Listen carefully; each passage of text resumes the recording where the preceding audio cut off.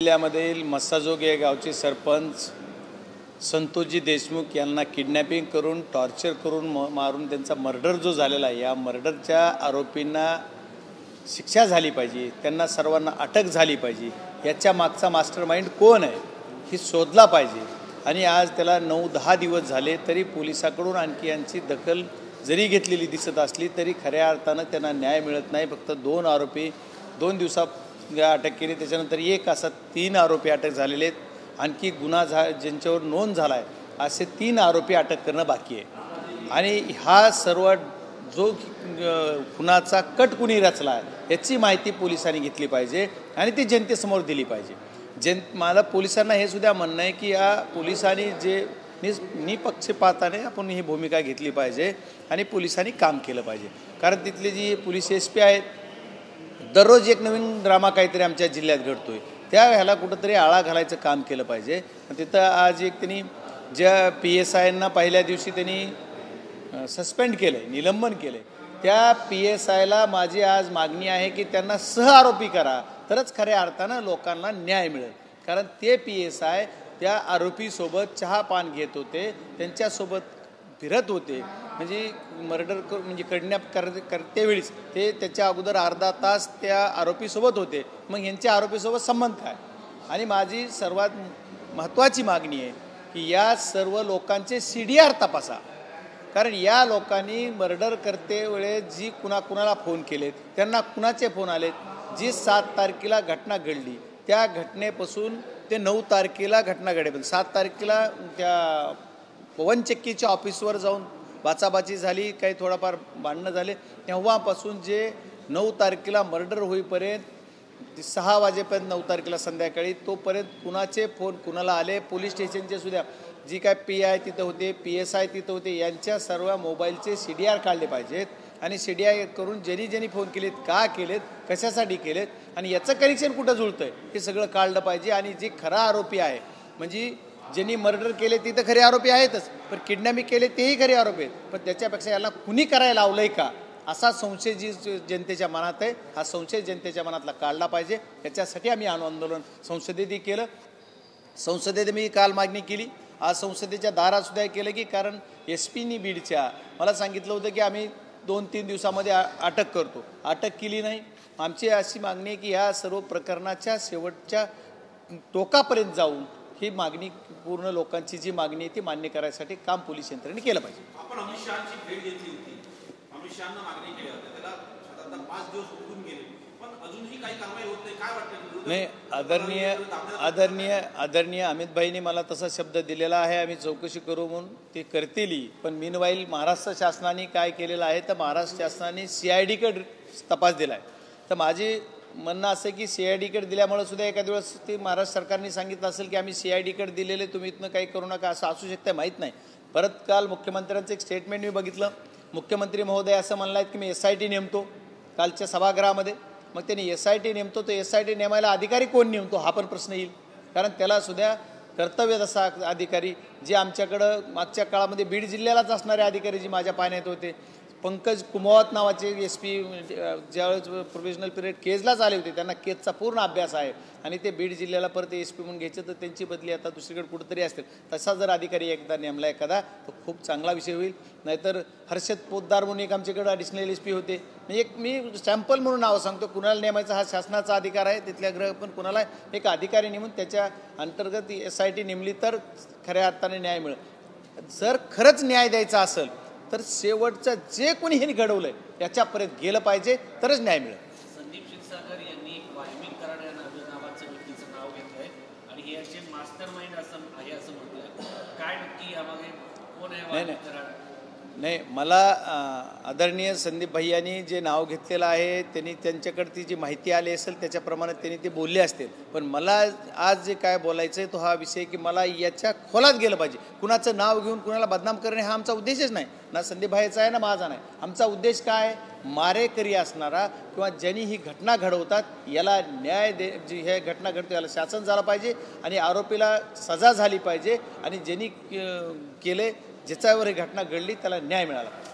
साहेब, आता तुम्ही ही घटना घडली त्यानंतर यावर कुठल्याही प्रकारची प्रतिक्रिया दिली स्थानिक लोकप्रतिनिधींकडून आणि आता 2-2 मंत्रीपदं ही बीड जिल्ह्याला मिळालेली आहेत. तर या सगळ्याकडे तुम्ही कसं पाहता? ही आमचं दुर्भाग्य आहे की आमच्या जिल्ह्यामध्ये एवढ्या वाईट घटना घडतात. या वाईट घटनेवर बोलताना कुणाला वेळ मिळत नाही आहे. पण ते असं आपण समजूयात की ते जरा मंत्रिपद घेण्याच्या तिकडं कार्यक्रमात व्यस्त असतील, त्याच्यामुळे त्यांना प्रतिक्रिया देणं किंवा येणं किंवा प्रतिक्रिया दिलेली होती. काही जणांची प्रतिक्रिया बघितली आपण. पण ठीक आहे, बीड जिल्ह्याला मंत्री मिळाले त्याचं आम्ही स्वागतच करू. पण बीड जिल्ह्यामधले जे अन्याय होतोय, लोकांवर अत्याचार केला जातो, याला न्याय द्यायचं काम हे मंत्री महोदय करतील अशी अपेक्षा मी त्यांच्याकडून करतो. तुम्ही एसपीच्या निलंबनाची मागणी केलेली होती, निलंबनाचं नाही, मी पहिल्या दिवसापासून एसपीचं निलंबन न मागता मी एसपीला तिथून बदला आणि मी आजही आपल्या सर्वांच्या माध्यमातून सांगतोय, मी ज्यांची मागणी केली होती पाटील यांचं निलंबन झालं पाहिजे, त्यांचं झालेलं आहे. महाजन यांना सक्तीच्या रजेवर पाठवलेलं आहे, ठीक आहे, ओके, आम्ही त्याचे मी समाधानी. फक्त एकच म्हणजे महाजन त्या पोलीस स्टेशनला तपासात ते अधिकारी राहिले नाही, पण एसपी पण तिथं राहिले नाही पाहिजेत, तरच खऱ्या अर्थाने न्याय मिळेल. एसपींची बदली झाली तरच आमच्या बीड जिल्ह्यातील ह्या आरोपीला काहीतरी सजा होईल आणि आमच्या माणसांना न्याय मिळेल. याच्यासाठी सर्वांनी ताकदीनं आम्ही आज हा विषय इथं दिल्लीतूनही बोलत जरी असलो तरी प्रत्यक्ष त्या मसाजो गावचे सर्व परिसरातील सर्व लोक असतील, सर्वांची एकच इच्छा आहे की आमचे आरोपी जर अटक नाही झाले, आज अटक करू असं त्यांनी सांगितलं होतं, तर ते आंदोलन छेडणार आहेत आणि या आंदोलनामुळे कायदा सुव्यवस्थेचा प्रश्न निर्माण झाला तर त्याला जबाबदार बीड जिल्ह्याचे एसपी असतील आणि याला मागं टाकणारे जे कोणी बरदास्त असेल ते सर्वजण लोक असतील. बीड जिल्ह्यातली कायदा व सुव्यवस्था राखणे आणि आरोपीला फाशी करणे किंवा सजा करणे हे काम पोलीस यंत्रणेचं आणि शासनाचं आहे. शासनाने याच्यात गांभीर्यानं बघितलं पाहिजे आणि लवकरात लवकर आरोपीला अटक केली पाहिजे. याच्यात कुणी कुणावर आरोप करत नाही, कुणी राजकारण करत नाही, पण या गोष्टीचा छडा तर लागला पाहिजे की याच्या पाठीमागं जी घटना घडवतो ही कोण आहे, याचा मास्टर माइंड कोण. आम्ही सगळेजण म्हणतो मास्टर माइंड कोण, आमचा रोग कुणावर नाही आहे, पण या घटनेचा घटनाक्रम कसं सांगतोय की ही घटना एका डायरेक्ट गेला कुणी किडनॅप केला असं नाही आहे. मग पोलिसने आतापर्यंत CDR का काढले नाही, आतापर्यंत लोकांना का तपासलं नाही, हा पोलीसवर माझा, मग एसपींना माझं हे म्हणणं आहे की एसपी साहेब तुम्ही एवढ्या दिवस करताय काय, आत्तापर्यंत तुम्ही का केलं नाही, हा विषय असल्यामुळं एसपी साहेबांना लवकरात लवकर बदलून तिथं एसपी दुसरा दिला तर लवकरात लवकर तपास लागेल आणि याच्यासाठी आणखी आंदोलन करण्याची लोकांची मानसिकता आहे. मला सकाळी फोन करून सांगितले, आज रात्री पण सांगितलं की लोक म्हणतायत की तुमच्यामुळे आम्ही, म्हणजे मी सांगितलं होतं की सोमवारपर्यंत थांबा, त्यांनी मग म्हणजे कालच करणार होते आंदोलन लोकांचं, असं तीव्रता होती, पण लोक म्हणले की नाही, मी म्हणलं विनंती केली, मी सभागृहात घेणार आहे, हाऊस तिकडंही चालू होतं, तिथेही काय होईल, आपण काहीतरी शासनाला जर जागाली शासनही करेल, नाही झालं तर परत पुन्हा आणखी आंदोलन होईल आणि याला सर्वस्वी जबाबदार शासन असेल असं माझं म्हणणं. प्रियंका गांधी आजच्या आंदोलनाला उपस्थित आहेत, त्यांची काय नक्की भूमिका होती? नाही, आम्ही महाविकास आघाडी किंवा NDA म्हणून इथं जेवढे आहोत त्या सर्वांनी मिळून इंडिया आघाडीचे जेवढे आम्ही घटक पक्षाचे सर्व लोक आहेत तेवढे सर्वांची भूमिका, आम्हाला न्याय मिळाला पाहिजे आणि आमच्या या मारेकऱ्यांना शिक्षा झाली पाहिजे, फाशी झाली पाहिजे,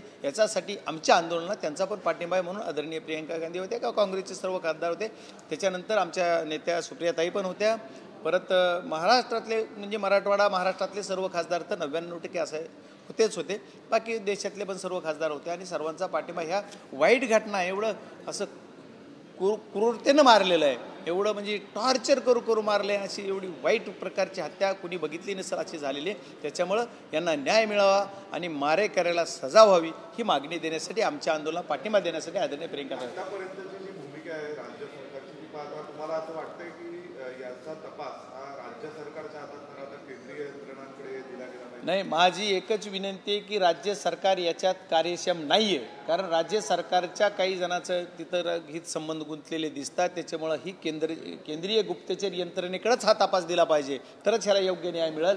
त्याच्यामुळेच मी अमित शहाजींना भेटलेलो आहे. आम्ही सर्वजण आणखी परत याच्यानंतर सुद्धा आमचं सेशन किती दिवस माहीत नाही मला, पण आणखी उद्या आजचा दिवस वाट बघून उद्या आम्ही सर्व पक्षाचे डेलिगेशन घेऊन आदरणीय अमित शहा यांच्याकडे जाणार आहेत. म्हणजे असं माझी तरी इच्छा आता काय होतं की आम्हाला केंद्रीय गुप्तचर यंत्रणेकडूनच हा तपास झाला पाहिजे, तरच तपास होणार. म्हणजे बीड जिल्ह्यातले अवैध धंदे सगळे बंद होतील. बीड जिल्ह्यातली कायदा व सुव्यवस्था जी पूर्ण ढासळली ती पूर्वपथावर, कायद्याचं राज्य जर बीड जिल्ह्यात आणायचं असेल तर ह्या घटनेचा एकदा केंद्रीय गुप्तचर यंत्रणेकडूनच तपास केला पाहिजे, तरच बीड जिल्ह्यातली कायदा व सुव्यवस्था पूर्वपदावर येईल किंवा कायद्याचं राज्य बीड जिल्ह्यात येईल. नाही तर आता बीड जिल्ह्यात कायद्याचं राज्य नाही.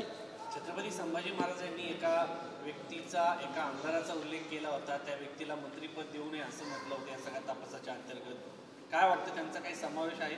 नाही, मी कुणाला काय करू नका म्हणा एवढा मोठा नक्कीच नाही आहे.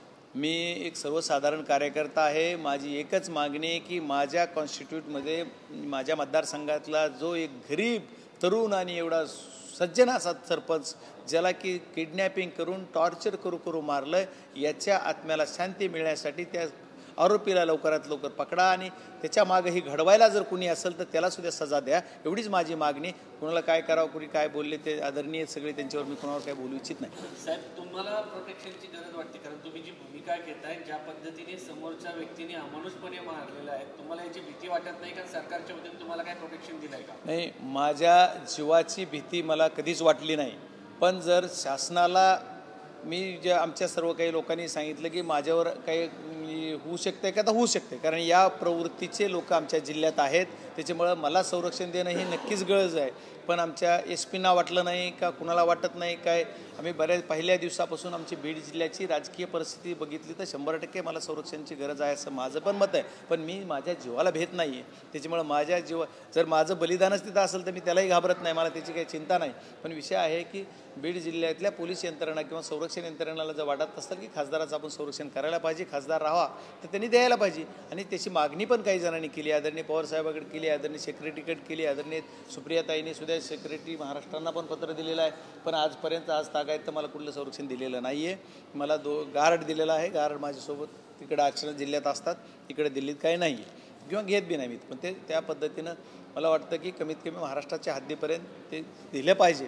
पण आता त्यांनी द्यायचं नाही द्यायचं, महाराष्ट्र शासनाला वाटत असेल खासदाराची गरज नाही तर ती ठरवतील काय असेल, त्याच्यावर मी काय बोलणार नाही. पण मी घाबरत नाही तर नाहीच घाबरत. त्याच्यामुळं मला काही घाबरायची भीती, माझ्या जीवाची भीती वाटत नाही. माझ्या कार्यकर्त्यांची, माझ्या मतदारांची, माझ्या माणसांच्या जीवाची मला भीती वाटते. माझ्या लोकांचा जो स्वतःचा जीव जगण्याचा अधिकार आहे तो कोणी हिरावून घेऊ नये, एवढ्या ह्याच्यासाठी मला त्याची भीती वाटते. तो टिकवला पाहिजे, एवढीच माझी इच्छा आहे. खूप खूप धन्यवाद.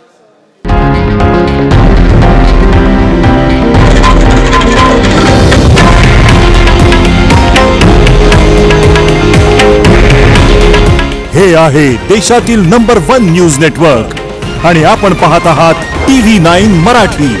काळजी तुमची, हित महाराष्ट्राचं.